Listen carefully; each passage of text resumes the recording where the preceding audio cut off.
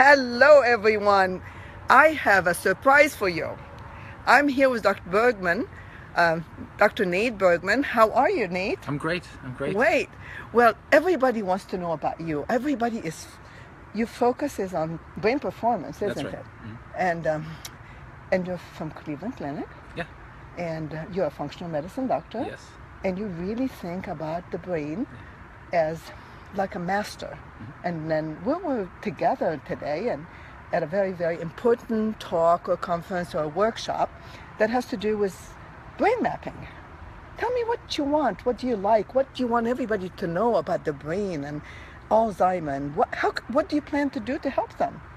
Yeah, well, I think my story really starts with myself when we had just had our fourth child, and I was really having trouble remembering on the job, in the hospital. I was worried about hurting people, somebody getting hurt, and it got to the point where I just I couldn't. I took my wife to get the tires on her car changed, and I couldn't remember our address in a home that we had owned for 2 years. Wow. And so that really that was Scared like you. that was my big moment.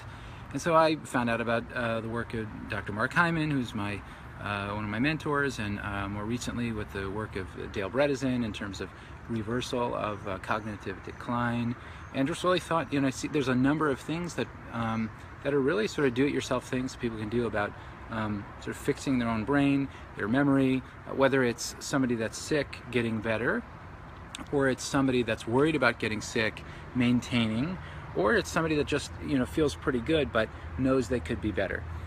So there's a host of things to sort of explore, labs to order, some genes that might be important, and we have there's literally probably about 50 things that we do to enhance Brain performance. Yeah. But the funny thing is that it always begins by us. Like when I started becoming interested in cancer, it was because my dad died from cancer. Yeah. And when you had some issues yourself, so it becomes very more, it just touches home. It's like, Right. So now we want to help people because we understand how they feel. Right. Yeah. And right. I totally agree with you, Adele. I mean, anybody that's had an experience in the healthcare system, absolutely, that has sort of lost their way or been mistreated or misguided or mismanaged. I mean, don't get me wrong. I mean, we've all seen a lot of people, probably a lot more people that have been helped in the current healthcare system that haven't. But for those of us that haven't really found what we are looking for, or a treatment or something that we would sort of be able to do proactively, the types of solutions that you're talking about, others are talking about, that I'm now aware of, are really helpful. And I think an easy way to understand this is sometimes you have people that are green light people and people that are red light people. And in sort of the classic healthcare paradigm, you have green light people. Oh, you're fine. Everything looks good. None of the labs were abnormal. A couple things we checked, and so you can go clean bill of health. When in fact you may, and you're not a red light person. You don't need surgery. You don't need you need like an intervention or a medication. But there's a lot of people out there, as we both know well, subclinical yellow light people. I call them yellow light people. Yeah, I love that analogy. And subclinical. So these things are not picked up on the regular testing, and unless you do other testing, functional testing, and kind of real life performance let me tests. ask you something, because everybody knows about Cleveland Clinic, everybody knows about you, everybody knows about Mark Hyman, everybody knows about what I do.